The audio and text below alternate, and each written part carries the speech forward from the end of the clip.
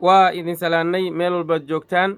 halka aad naga dheehanaysaan waa janaliska kala caynta show cati media fadlan sii sheer gareeya qodobkeena maanta aan ku soo qaadan doona bishuna ay tahay 24 bisha Janaayo 2022 wuxuu noqon doonaa de alle idmo aan ku gogoyn doonaa shirkii shalay ay yeesheen maaragtaa dawladda ku ruuyo axad ahayd golaha wasiirada uu roob leh shir gudoominayay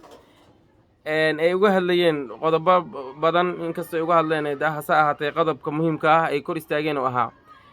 ururka onolef xaq u dirarka inay ka saarayaan liiskii xukuumaddii ka horreysay xasan cali khayre hogaamin jiray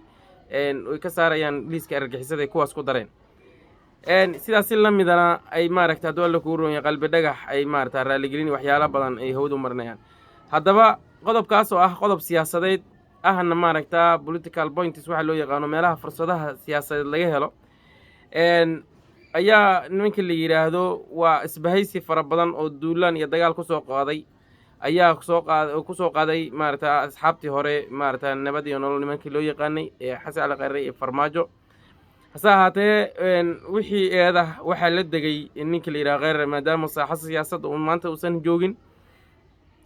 halka farmaajona ay maaragtaa inta ugu yareed ay uga soo aada keliya haddaba yaa iska bihaystay isbahaysigan soo weeraray duulaanka khayre ku soo qaaday meeqa yay kala ahaayeen meeqa dhufays oo hadda furimo ayaa laga soo weeraray waa midoo waxaa laga soo weeraray qodobka koowaad waxa weeyaan shirkan waa kuwo isdaba joog ayuu ahaa oo ah silsilad u samaysan sababtoo ah shirka ayaa dhacay waxay ku soo saareen shirka xataa laguma soo darin ajandaha rasmiga ah qoran xataa muusan ahayn wuxuu ahaa qodob gadaal laga raaciyey oo ah maaragta aanu ka bixinna keliya si tartiiba sababtoo ah golaha wasiirada naftirkooda gadaal ayay u degi lahaayeen dabcan ayagu naftirkooda waa ogyihiin maadaama maaragta dawladda ku ruuyo sida qodobkaasna waxay caddeeyeen ninka la yiraahdo wasiirka maaliyadda Bayle maaragta Abdiraxmaan Bayle ayaa caddeeyay oo yiri sababtan maxaad u diiday markii la yiraahdo anigu ma diidin uu yiri waana soo dhaweeyay waana dabcan waana rabo uu yiri hase ahaatee qodobkaas uma ahayn qodob maaragta dawladda ku ruuyo yahay lagu soo daray ajandaha rasmiga ah maaragta shirka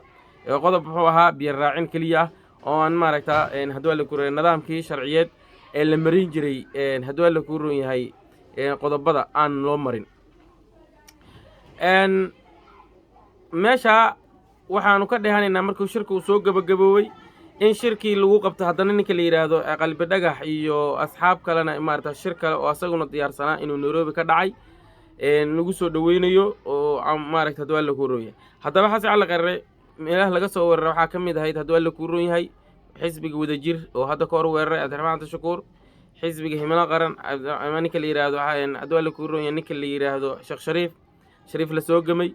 ninka la yiraahdo xisbiga UDP oo maaragta Xasan Sheekh Maxamuud uu hogaamiyo dhammaan taageerayaashaas kala gedisan xasan cali khayre ayay maaragta dawladda ku ruuyo yahay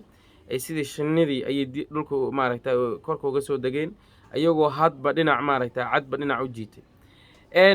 sababta loo jiidanayana wax kale ma ahayn xoogaa asaga ugu yara dhaqdhaqaaq roona si maaragta loo damiyo maaragta dhaqdhaqaaqan sheegayna wax kale maaha xildhibaano dhowr xaba ayaa maaragta ilaa hadeerta asaga dhankiisa loo xaglinaya tusaale ahaan garow aan laga sugayn 5 xubnood ayaa garow lagu doortay xubin ka mid ayuu ka helay sida farmaajo xubin uga helay wasiirka ninka kalluumaysiga ninka dhulbahante jaamac siyaad andila bahar same ayaa maaragta dawladda ku roon yahay maaragta farmaajo helay ayuu wuxuu helay asagana kursiga cali xoosh ninka la majarteen maaragta dawladda ku roon yahay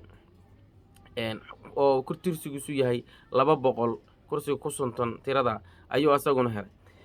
kismaayo sidoo kale asagoo waxyaalo badan ka sugayno asaguna helay sidaas la mid ah waxyaalahaas maadaama uu helay ayaa waxa la yiri aan qab jabino sidaas la mid ah ayagu naftirkooda wuxuu imaaraadka dabada kula jira waxyaalo badan ayuu maadaama uu ka fursad roon yahay ayaa la yiri bal aan dib u celino maadaama ninka uu yahay xilligii waxa weeyaan waxa bilowday ololaha rasmiga waxaana dhanna waxa lagu micnaan kala waa iska olole maadaama olol doorasho la joogo olol doorashadu ma laha maaragta kala xishood iyo haddii la ku roon yahay ninkan waa walaalkay iyo waa iiseedigay maaragta kama shaqayso meesha kuraasta waa waxa wax tartami kara nin iyo maaragta wiilkii ama aabii wiilkii ayaa tartami kara kursi ama nin abtigi ayaa ku tartami kara kursi xasan cali khayre halka maaragta hatta nimankii la yiraahdo CBB nimanka loo yaqaan farmaajo u shaqeeya xataa dhinac bay ka garaacayeen maaragta ninka la yidhaahdo khayre inkastoo qayb ka midana ay ka fujinayeen ay lahaayeen ay soo dhigayeen ammaan iyo maaragta hadallo oo maaragta boolo xofta oo hore u jeediyey ninka la yidhaha khayre waagii maaragta uu dalku u atooreyn jiray waxyaalahaas ayuu soo jeediyey maaragta ay soo dhigayeen facebooka si ay maaragta uga jebiyaan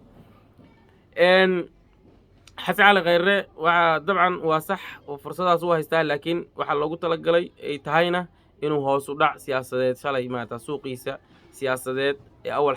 xaamiga ahaa ee buuxay maanta inuu bar noqday uu hoos u sii socdo fursadihiina ragga kale ay qaateen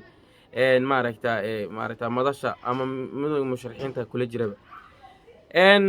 qodobka inta ayaanu ku soo gabagabaynaynaa asxaabay mar kale waxaan ka codsanaynaa inaad sii sheer garaysaan ood maaragta haddii la koro sii qaybisaan waan salaamaynaa